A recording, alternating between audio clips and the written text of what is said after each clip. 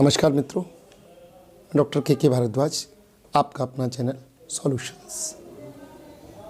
मृत्युशैया पर पड़े हुए बैजू के पिता ने कहा बैजू से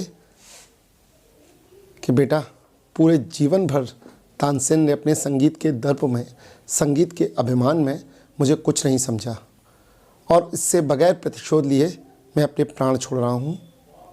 तेरे लिए कुछ जिम्मेदारी छोड़ रहा हूँ, कम से कम उस आदमी से जिसने मेरा इतना अपमान किया, जिसने मुझे इतना दुख दिया, मुझे दरबार में कभी टिकने नहीं दिया, उसने मुझे चैन से जीने नहीं दिया, उससे प्रतिशोध जरूर लेना, उससे बदला जरूर लेना।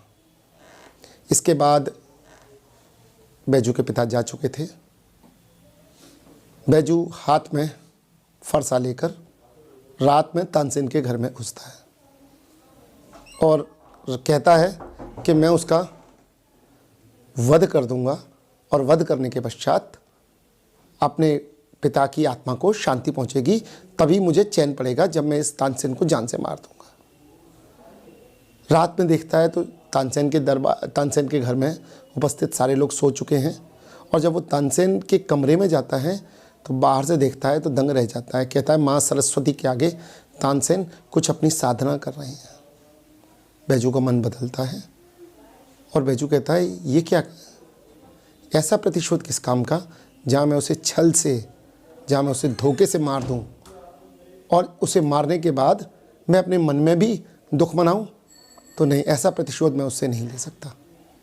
ऐसी स्थिति में बैजू चुपचाप चला जाता है और वहाँ से जाने के बाद उस प्रतिशोध को छोड़ करके और उस प्रतिशोध को एक और किनारे करके तानसेन को नीचा दिखाने के लिए माँ सरस्वती की साधना शुरू करता है। पहले उसका जो मंतव्य था वो यही था कि वो साधना करेगा, लेकिन धीमे धीमे करके सिर्फ तानसेन को दुख देने के लिए, तानसेन से प्रतिशोध के लिए जब उसने साधना शुरू की तो संगीत में वो इतना डूब गया कि अपने उसके संगीत में भगवान की आवाज़ आने लगी। और जब उसे इतनी आवाज़ आने लगी तो लोग बैजू को बैजू बावरा कहने लगे। अब बैजू बावरा की ख्याति, उसके संगीत की ख्याति सम्राट अकबर के दरबार में दूर दूर तक पहुंच गई। जब वो सम्राट अकबर के दरबार में पहुंची तो सम्राट अकबर ने कहा कि बैजू को मेरे दरबार में पेश किया जाए। तो बैजू ने कहा, जो कभी कुंभनास ने कहा था कि संतन कहा सीकरी सौ काम, आवत जात पनैया टूटी बिसर गया हरे नाम। ऐसे बैजू बावरा ने कहा कि इस संगीत को सुनने के लिए सम्राट को मेरे कुटिया में आना पड़ेगा, मेरी झोंपड़ी में आना पड़ेगा, मैं दरबार में नहीं जाऊंगा।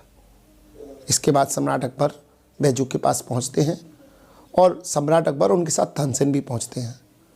और जब बैजू संगीत सुनाते हैं तो वो संगीत बिल्कुल मंत्रमुग्ध कर देने वाला था, संगीत वो स्तब्ध कर देने वाला था। और वो संगीत ने ऐसा स्तब्ध कर दिया कि सब कुछ ठहर गया, सब कुछ थम गया। तानसेन बोले कि महाराज, मैं तो सिर्फ आपके लिए गाता हूँ, बैजू तो ईश्वर के लिए गाता है। जो अंतर आप में और ईश्वर में है, वही अंतर बैजू और मेरे संगीत में है। बैजू बहुत ऊपर है, मैं तो बहुत नीचे हूँ। इधर बैजू भूल चुके थे कि मुझे तानसेन से प्रतिशोध भी लेना है। कौन सा प्रतिशोध और कौन सा तानसेन का दर्प। तो ये है प्रतिशोध का एक प्रकार।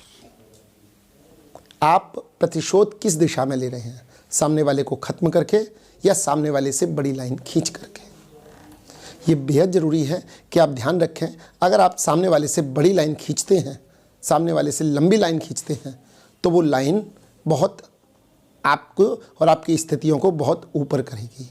इसलिए बहुत ज़रूरी है कि इस बात का ध्यान रखें।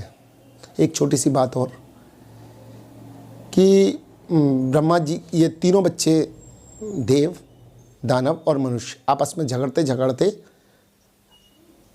कुछ न कुछ झगड़े करते रहते थे। तो तीनों झगड़ करके ब्रह्मा जी के पास पहुँचे। उनके झगड़ों से माँ परेशान हो चुकी थी। तो ब्रह्मा जी के पास जाके वो कहते हैं कि माँ को गुस्सा ही, मैंने कहा कि ये क्या कर रहे हैं, ये तो बहुत झगड़ते हैं, ये तो इन्होंने मेरा जीवन दूभर कर रखा है, आप इनको कुछ शिक्षा दीजिए। तो ब्रह्मा जी उनको समझाते हैं कि तुम तीनों के लिए मेरी एक ही शिक्षा है, वो है द और द। अब वो पूछते हैं, तीनों से पूछते हैं कि तुमने इसका क्या अर्थ समझा। तो देवताओं से पूछा जाता है कि तुमने द का क्या अर्थ समझा। तो देवता समझाते हैं कि अगर आपको अपने अंदर देवत्व बरकरार रखना है तो दान कीजिए। द से अर्थ है दान, और दान कीजिए, और जितना ज़्यादा दान करेंगे, जितना ज़्यादा अपने पास जो आवश्यकता से अधिक चीज़ है उसको दान कीजिए, उसको दूसरों को दीजिए, तो आप सुख अनुभव करेंगे और आप देवत्व प्राप्त करेंगे।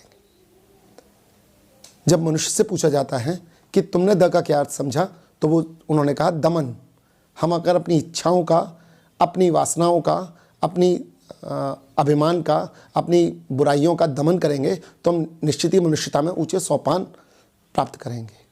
और उनसे पूछा गया, दानवों से पूछा गया कि तुमने द का क्या अर्थ समझा, तो उन्होंने कहा कि हमने समझी दया। अगर हम सामने वाले पर दया करेंगे तो आसुरी भाव से हमें मुक्ति मिलेगी। तो बात एक ही है, आप सामने अर्थ कैसे लेने ये बहुत ज़रूरी है।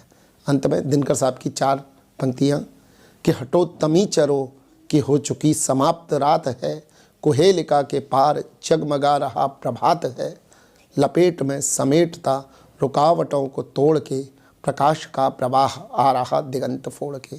वीडियो पसंद आया हो तो शेयर करें। धन्यवाद।